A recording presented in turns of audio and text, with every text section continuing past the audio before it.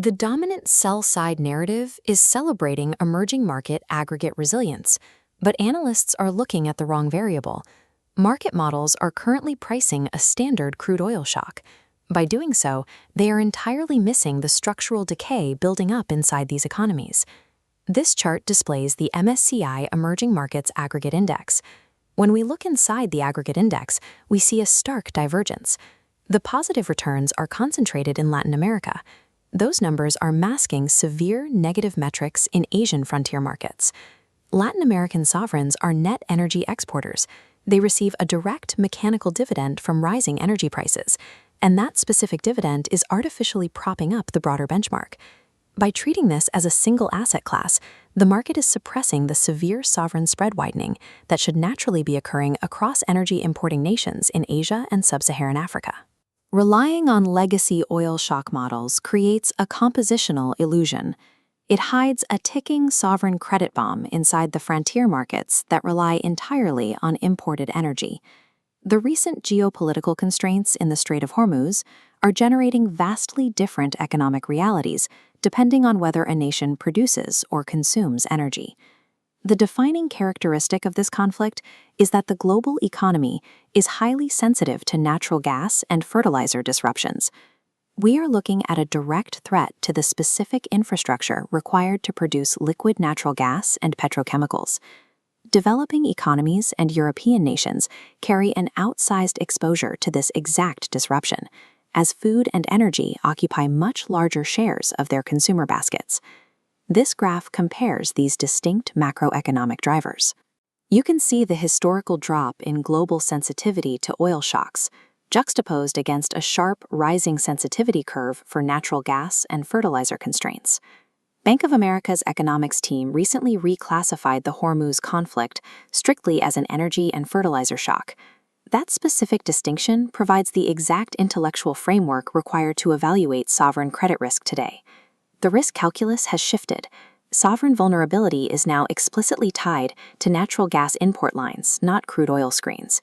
To calculate the physical damage, we have to trace the physical conversion of a natural gas molecule into an industrial agricultural compound.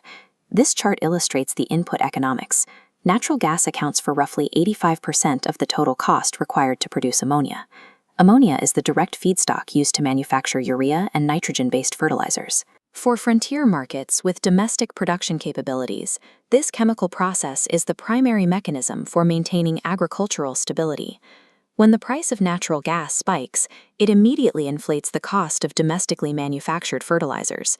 It is a severe production crisis, not a one-time import bill. That massive production cost inevitably hits the farm gate, directly threatening the raw inputs required for crop yields. Emerging market governments face a strict binary choice. They can pass these elevated costs on to consumers and risk immediate social instability, or they can absorb the price through state energy and food subsidies.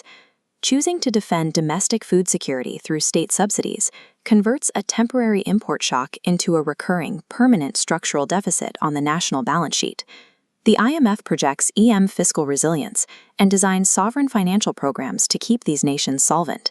But their rigid baselines for Egypt and Bangladesh are built on oil sensitivity models, missing the mechanics of the gas-to-grain shock. To manage the ballooning subsidy costs, governments hide the damage below the line. They utilize off-balance sheet instruments like FX swaps and encumbered assets to fund the deficits. The spread between official fiscal projections and actual real-time sovereign debt is widening fast. This shadow fiscal deterioration allows sovereign states to technically comply with IMF program ceilings while silently taking on massive, unrecorded liabilities. The reliance on off-balance sheet accounting systematically invalidates the consensus sovereign credit projections currently used by the market. This gas fertilizer shock creates a specific three-tiered ladder of sovereign vulnerability. Right now, the market is only pricing the top rung. Rung 1 consists of standard energy importers with significant external financing needs and shallow reserve buffers. This includes Egypt, Pakistan, and Bangladesh. Rung 2 is entirely unpriced. These are sovereigns that act as gas amplifiers. Morocco's OCP group is the world's largest phosphate exporter, but it relies heavily on natural gas to produce those exports. This creates a severe structural asymmetry.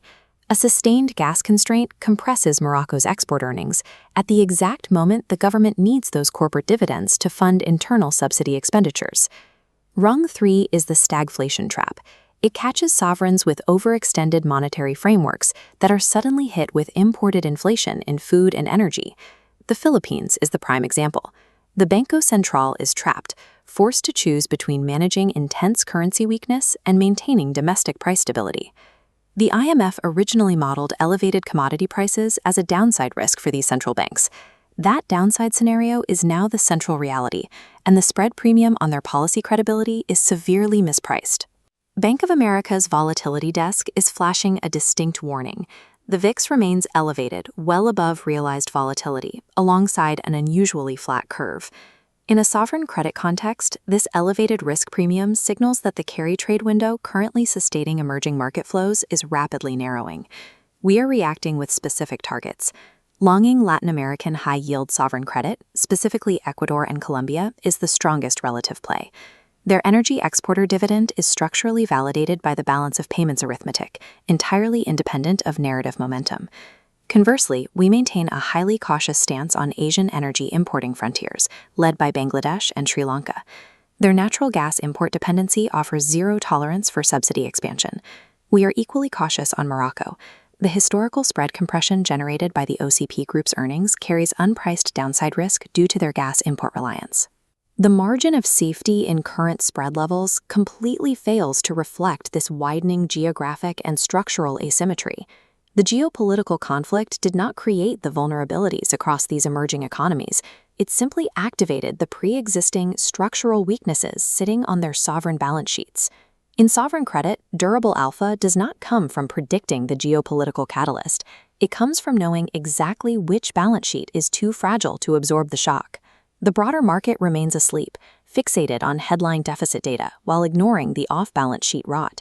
To access the unredacted strategy note and the exact QSEP targets, use the secure terminal link provided. Ensure your positioning is set. The next sovereign funding stress event will arrive much faster than current market models expect.